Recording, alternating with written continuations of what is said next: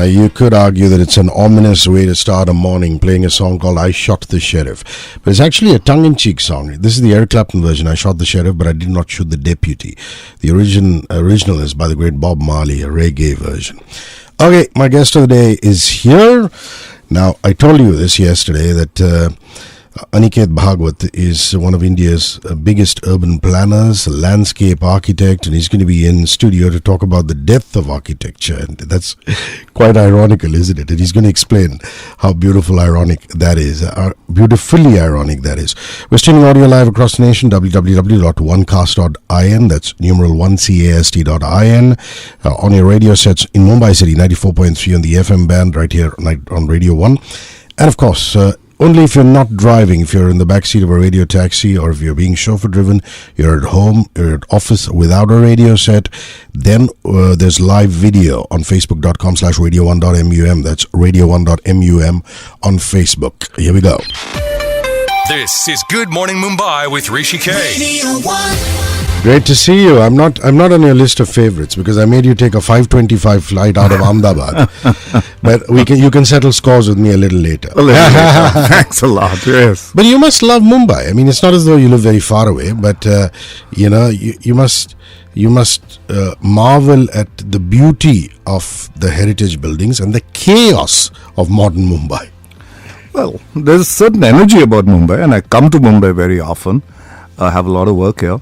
But when you come from Ahmedabad tends to be a little slow-paced and a little more relaxed. And Mumbai, of course, is crazy. I mean, you don't know what to do, how much time gets spent. It's too hectic. For me, from Ahmedabad, Mumbai just seems to be very, very hectic. But it's got a sense of life. Keeps you alive, keeps you pulsing all the time. So that's quite fascinating, yes. Well, this probably should have been asked to our mutual friend Anish Bajaj. But you have an exhibition and you have a gathering of some of the largest heritage conservationists, architects, urban planners, all coming together, and you call it the death of architecture. Yes. Talk me through that. Okay. So, I think one needs to sort of step back a little bit and spend a couple of seconds looking at the idea of death. And so when we first called it the death of architecture, of course, a lot of people were extremely annoyed and disturbed, actually. And we tried to explain this through slowly and said that death, there's only one literal meaning, and that means dying. And when the body really dies and the soul goes and so on and so forth, not a good thing to talk about in the morning. But there are other meanings of death. And some of the other meanings of death are, of course, when you begin to ignore something completely and that's sort of left on the wayside, you don't care about something enough. That's also death at some level. Or when you don't sort of begin to revisit an idea very often, that's also kind of death. Or sometimes when there's the idea of imminent death and you know that things are going to collapse and you stop living life. You stop living life almost like it was over. And to us, that is also one of the ideas of death. So we looked at these many, many ideas of death, and I think the exhibition is really a product of the fact that as architects, we lament, I guess. We cry about it all the time, and we always are lamenting about the fact that things are not right, and many levels. I mean, whether it's at the idea of the city, the cities in India are struggling in the way that we all do know it. Whether it's just the idea of architecture and the idea of memory or the idea of beauty in architecture or the nature of public spaces. There's a lot that needs to be talked about. There's a lot that needs to be debated. And at the end of the day, I think it's also about bringing it all back because it's cyclical. It's about revival. So only if you talk about these things will you be able to introspect about them at some level and be able to discuss it openly. And not sort of keep hiding it as if it's a taboo, as if it's a topic you don't really want to talk about. Bring it out in the open. And that's what the exhibition really started with. Started with about 13 of us, about a year back. These are architects spread across the country. And at some level, I like to say that it's not really that they're particularly special. This could be any 13 architects, just as it could be any 13 professionals. I think these sort of discussions are not specific to a lot of people. It's specific to a profession, just that these 13 have chosen to go out and spend some time and bring that debate up front for the country to look at and talk about. So I don't think it's an exhibition about us. It's not an exhibition about our work. In fact, it's got nothing to do with our work. It's an exhibition that at the end of the day would probably end up becoming a sort of background, a mirror that everybody can begin to use, not just architects, but the lay person, citizens who are concerned about the city and so on and so forth, to begin to really look at what is up there. And there are many themes, and I'll sort of run you through the themes, but there are many themes in the exhibition, and use the exhibition as a backdrop to generate discussions, introspect a little bit, probably navigate our path a little bit, and then begin to find ourselves a little better at the end of it. So it's called Death of Architecture because it's a provocative thing. It catches everybody's attention, but it's not literal. Of course, it's not literal. I imagine not. More Aniket Bhagwat up ahead. Now listen, series of discussions, walking tours, films and other engagements related to design, our cities, the way we build. They engage design professionals, urban planners, municipalities, students. It's open to the general public. Come on. It's at the Nehru Science Center. It's called The Death of Architecture. This wonderful exhibition. And this is the entrance directly opposite the Four Seasons Hotel, very near Worli Naka, so Nehru Science Center. And it kicks off tomorrow, right? Yeah? It kicks off tomorrow, that's right. Tomorrow. That's right. So please go in droves. Yeah, this is a one of a kind. More conversation right after this song. Michael Cimbello, Maniac. Michael Cimbello, Maniac, 12 minutes past 9 a.m. Absolutely live, streaming live audio across the nation on www.onecast.in. That's numeral 1cast.in. On your radio sets, 94.3 on the FM band, right here on Radio 1. And now, only if you're not driving, statutory warning, we're streaming live video on facebook.com/HRISHIKAY. That's HRISHIKAY on Facebook. He's an urban planner. He's a landscape architect. Aniket Bhagwat is here from Ahmedabad talking to me about this wonderful exhibition which is open to the general public, free. You can walk in the Nehru Science Center starting tomorrow. It's called The Death of Architecture. More chat. This is Good Morning Mumbai with Rishi K. Let's go through the themes now one by one. I know you've got 13 of the best. Yes. And run me through the themes. So, I think broadly, if you begin to look at the structure of the exhibition, I think one section concerns itself with cities. So you have a set of architects. So you've got Pramod Balakrishnan, who's from Chennai. You've got Bijoy, who's from Bangalore.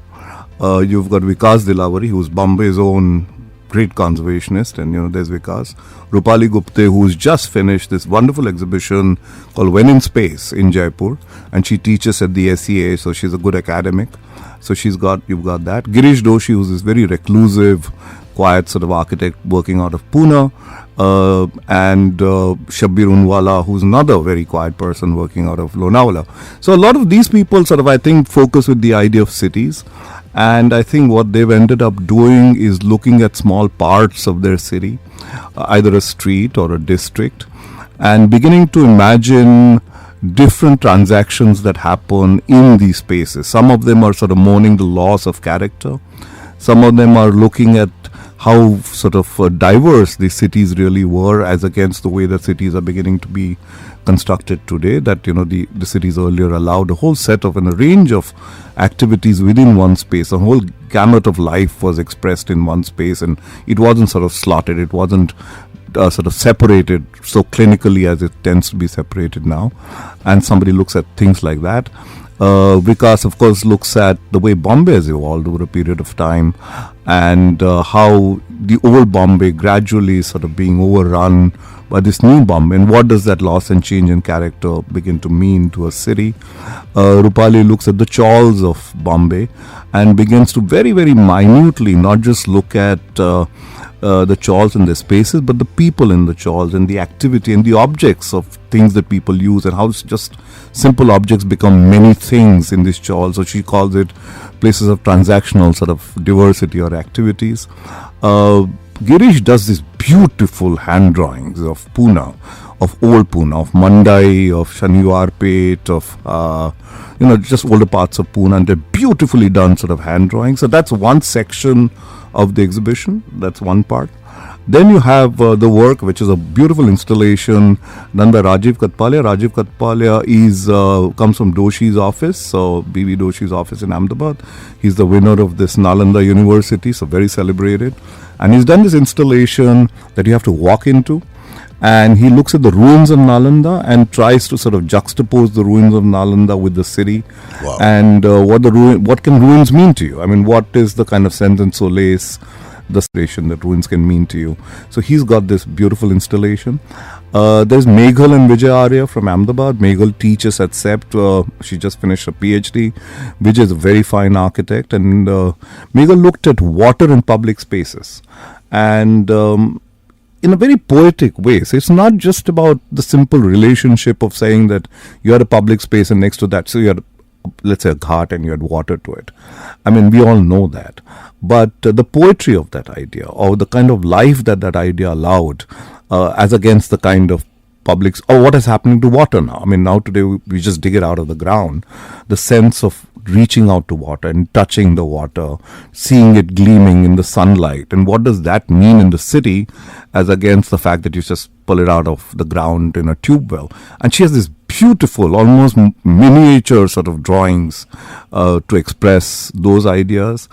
You've got somebody like Samira Rathod, who is one of Bombay's, I think, most nuanced architects and designers. And Samira looks at the idea of just the idea of beauty and the idea of nostalgia. So she looks at this tobacco town in Gujarat, a place where she's doing a small project, and she goes there very often, and it's abandoned. Everybody has left that town and they've gone, well, to the US, and there are very old people living there. But it's a town of abandoned, beautiful houses, and it's a town with memories trapped into these houses.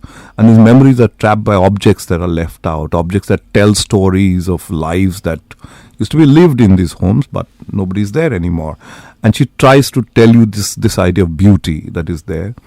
There is Suparna Bhalla of Abaxial from Delhi, who just looks at the idea of memory and how, we move through cities and we layer our mind with memories slowly, and how these memories sort of get accreted over a period of time and sometimes get stripped and sometimes they get completely divested. Then what begins to happen to our understanding of the city? So she looks at different parts of Delhi from the lens of many citizens. So she actually got citizens talking about different people, about things like that.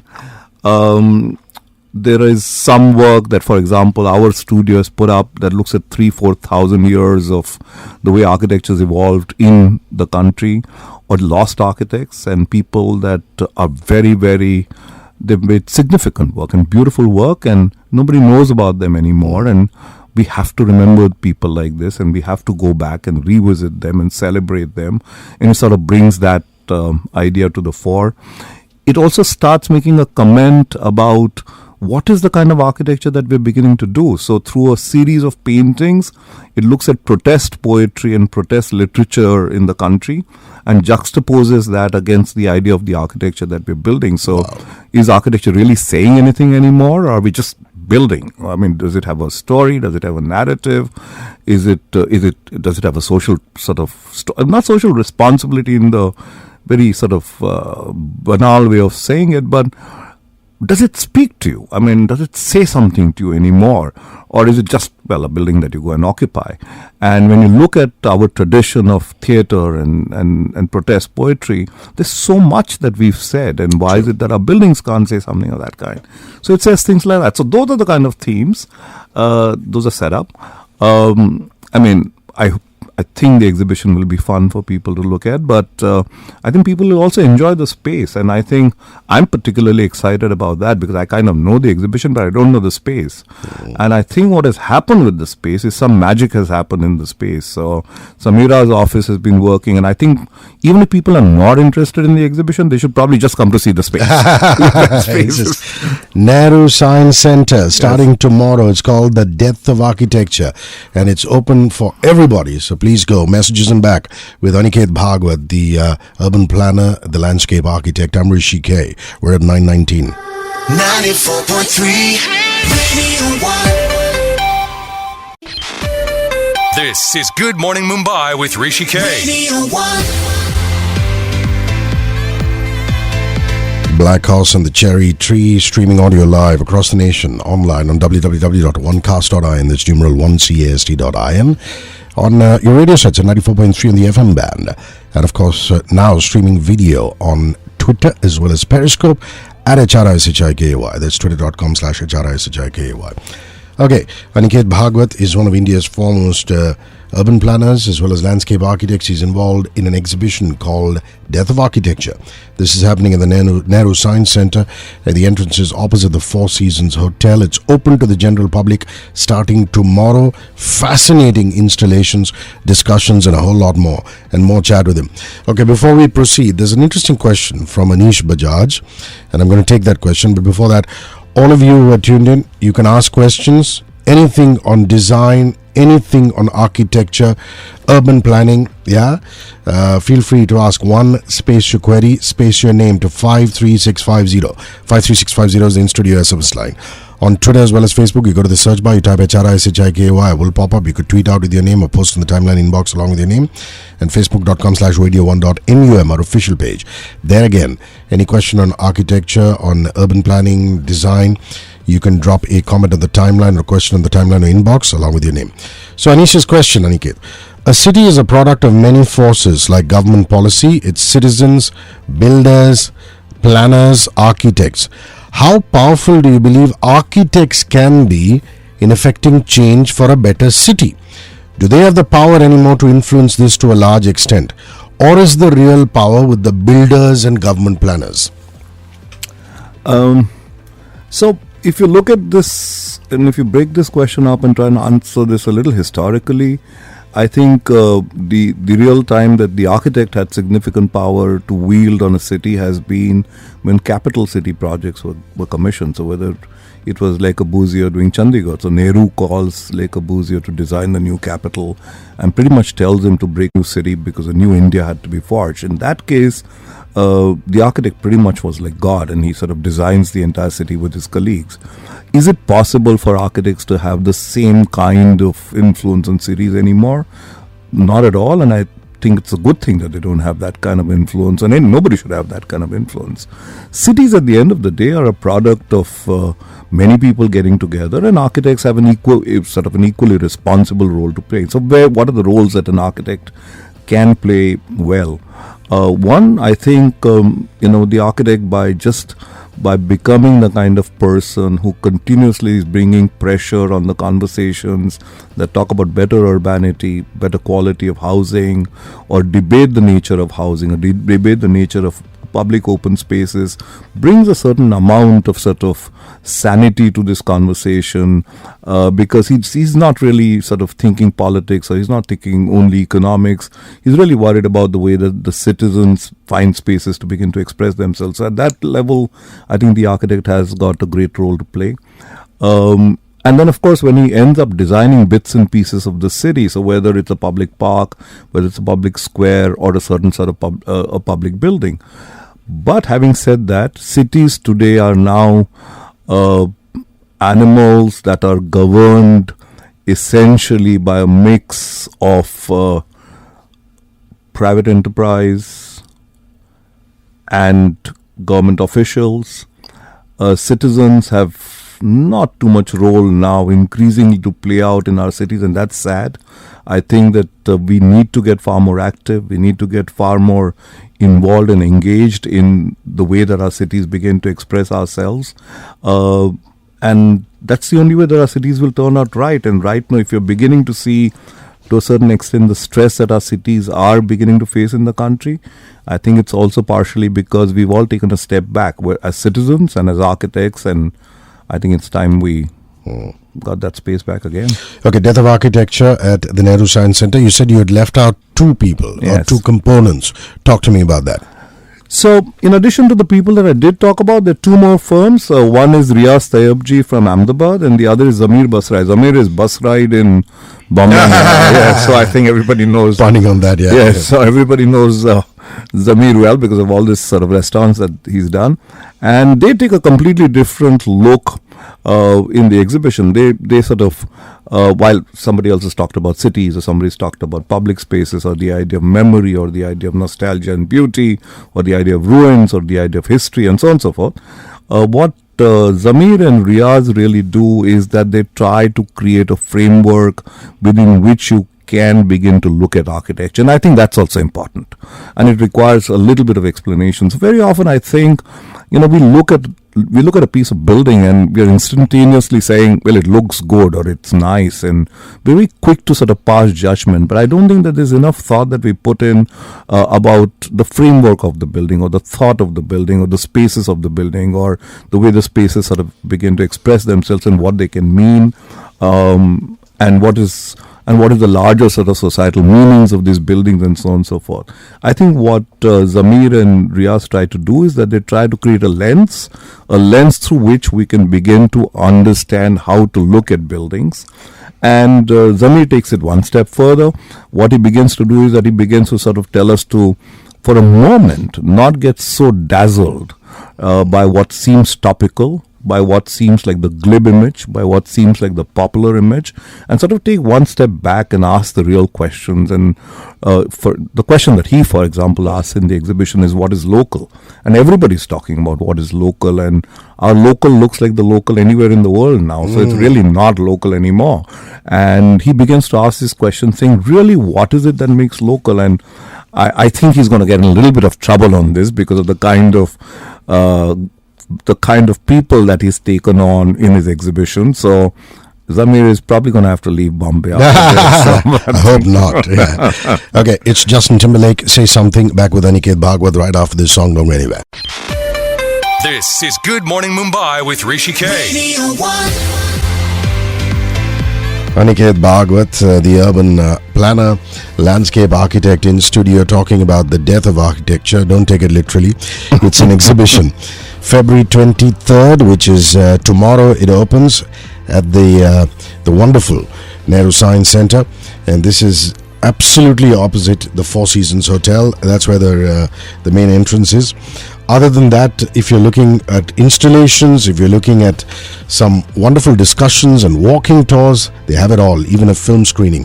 More conversation about that and more with Aniket. Okay, now I'm going to come to what you guys call court-martial. Yes. Why court-martial? Yes. These are discussions, yeah? Well, it's also court-martial. Okay, so let me also put this context right. So very often, for the last, I think, 10, 15, 20 years, you've always had an architect going up on stage and pontificating to an audience. And usually the architect is sort of spending all his time telling the audience how wonderful he is and how wonderful his work is. And the audience is meant to sort of listen to all this and lap it up and clap and go home. And it's getting a little tiring. I mean, it's really getting a little tiring. And, we are beginning to say, look, unless we can go up on stage and take the tough questions and take the questions that somebody's really going to make us feel hot under the collar, I don't think we are doing our job. So what I think is going to happen is that Rohan Shivkumar, and if you know Rohan is, I think, one of Bombay's finest sort of academics, teachers at KRVI. He's going to be the person doing the court-martial. Rohan is everybody's friend and nobody's friend because he can be, pretty blunt. And he's going to put 6 of us and 7 of us, and so 6 one day and 7 the other day on stage. And he's going to, I don't know what he's going to do because he's got the monograph. It's a big monograph. I bet he's going to have it read and really sort of gone through it.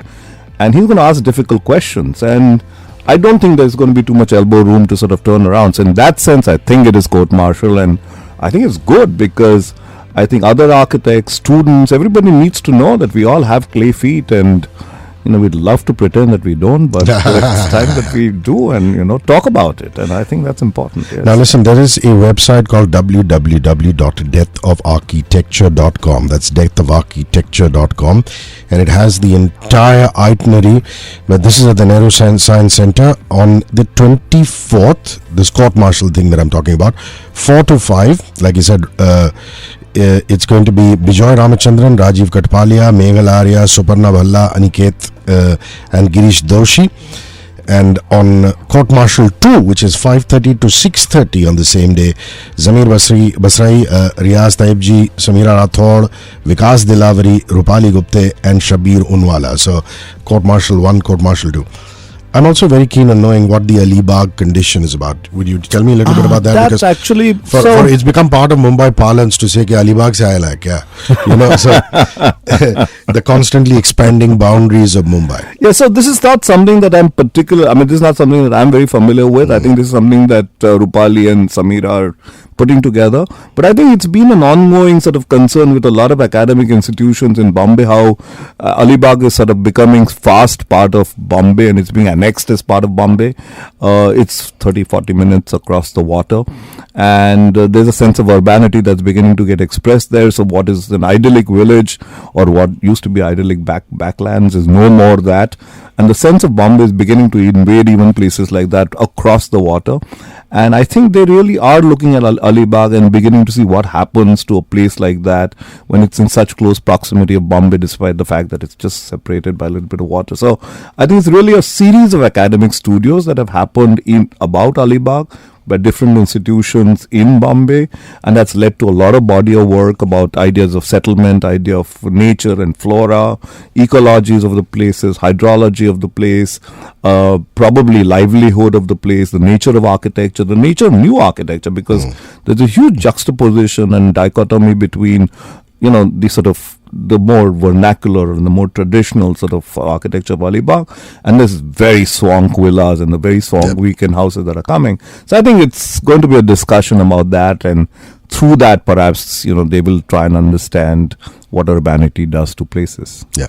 Okay, listen. Now there are two legs to all the discussions. The exhibition is on from tomorrow onwards and it's open and it's free to the general public. But 23rd, 24th, what we just talked about is one leg of discussions.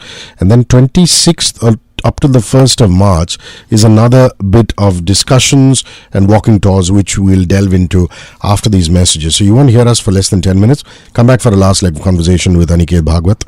We're talking architecture, the death of architecture, urban planning. This is fascinating. My name is Rishi K. We're at 9:44. 94.3 Radio 1. UB40 right in my kitchen. Aniket Bhagwat, the urban planner, landscape architect, is here. The Depth of Architecture, open to everybody, free of cost, at the Nehru Science Center starting tomorrow, going up till the 3rd of March. And it really 10 days of complete bliss if you're into any kind of architecture, urban planning. Okay, now there is a comment on SMS and I need to read it out. This is Good Morning Mumbai with Rishi K. Radio 1. Why these days inside houses are rooms constructed so small with less height? Everybody is interested in providing services like gyms and clubhouses and swimming pools, but the rooms themselves are really, really small. It's interesting, because you look at urban planning and it's the complete antithesis of what used to be, which is high ceiling houses, which are naturally cooled. You didn't need any air conditioners and things like that. Is it a figment or an offshoot of too much population? Or is that an excuse that urban planners and real estate developers are using? No. So I think you have to blame the manner in which bylaws and guidelines are framed in the city.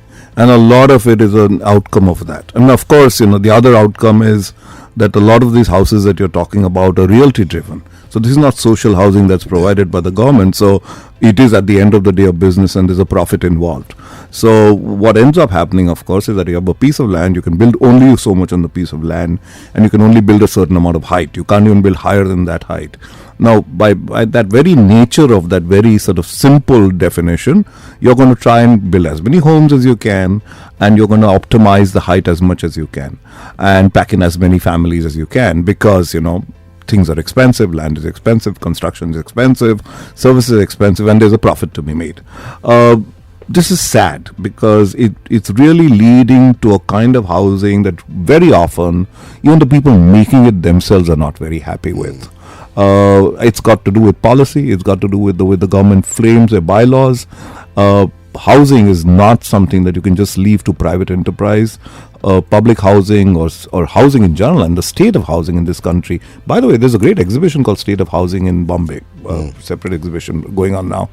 But just the idea of housing should be state must be involved in it. They must be able to provide subsidies. They must be able to provide good quality housing. So it's sad. I mean, it's absolutely true, and it's absolutely sad that we are living in pigeonholes. Let's come back to the death of architecture at the Nehru Science Center. Now on the 26th, right up till the 1st of March, 3 to 5 p.m. are walking tours. So there's a guided tour and discussion with Rupali Gupte and Prasad Shetty. There's a guided tour and discussion with Vikas Dilavari, guided tour and discussion with Zamir Basrai, and then Samira Rathod on the 1st of March. So what are these walking tours going to be about? So I think what begins to happen is they will run the audiences, and I think, you were mentioning earlier that if you're interested in architecture and otherwise, but I'm saying even if you're just an interested citizen, please come, because it's just open for everybody. I think everybody needs to come and see it. And I think they will walk them down. It's a 300 feet long exhibition, so it's a lot of content, and they will sort of try and explain, answer questions. It'll be a great way of understanding that exhibition, because you'll have somebody who's actually participated in making that exhibition answering questions, and you can really sort of ask questions of sections, ask other questions. So it'll be a great discussion. All these people are sort of more than happy to engage in conversations, and I think the more people join in, it'll be fun, and I think the conversations would be lovely. Yes. And then Vikas Dilavari speaks to Rupali Gupte on the 3rd, which is next Saturday, 5 to 6 in the evening, and the discussion is a new outlook to restoration. So just a little bit about Vikas, and if you've seen the Baudaji Lad Museum in Bombay, and I think even the clock tower is awesome. The clock tower, the yacht club in Bombay, this is all the work that Vikas has done. So Vikas is a very down-to-earth, very serious sort of conservationist, and Rupali is a great academic. So I think that their conversation about conservation, about restoration, not in a fossilized manner, but in a manner in which you look back at history, in a manner in which you begin to reuse it and engage with it. I think that's the kind of discussion that you will begin to look at. And Bombay is rich. I mean, you start looking at parts of Bombay, whether it's sort of Bandra, or whether it's the fort, or whether it's just the chawls. Bombay is rich with the different kinds of layers of accretion of history that is there, and all of it requires some degree of sort of taking care of and preserving, because it's our history, because it's important, and because it's beautiful. And I think that conversation will be fun for those who really want to know about it. There's also a film screening on the 3rd, which is Saturday, 3.5 by Dhiren Dharia. And Anjum Rajawali is going to be in conversation with Dhiren Dharia. It's an experimental film, I beg your pardon, shot as a single sequence of a house that changes over time. Right then, you want any details? It's actually just free to walk in. It's wonderful at the Nehru Science Center. The gate is opposite the Four Seasons Hotel. www.deathofarchitecture.com is the website. You can go and check it out. Aniket, thank you so much. It's been an eventful day for you, and I hope the coffee worked, and I hope the conversation worked more than anything else. No, I absolutely did, and thank you for having me here. I just have to say one thing, that this exhibition travels. It's a traveling exhibition. Yes, it goes across the country, go to 15 cities, so it will travel for the next 12 months. So I'm going to use your radio station and you to tell everybody and get them to tell their people. That will go to all over the country, and if you can't catch it in Bombay, you must catch it in the city. It's coming to your city. Just look for it, and it'll be there. Lovely. Will Smith, Boom Shake the Room. Up ahead, People United, India United, and of course the Paytm Platinum Class Contest.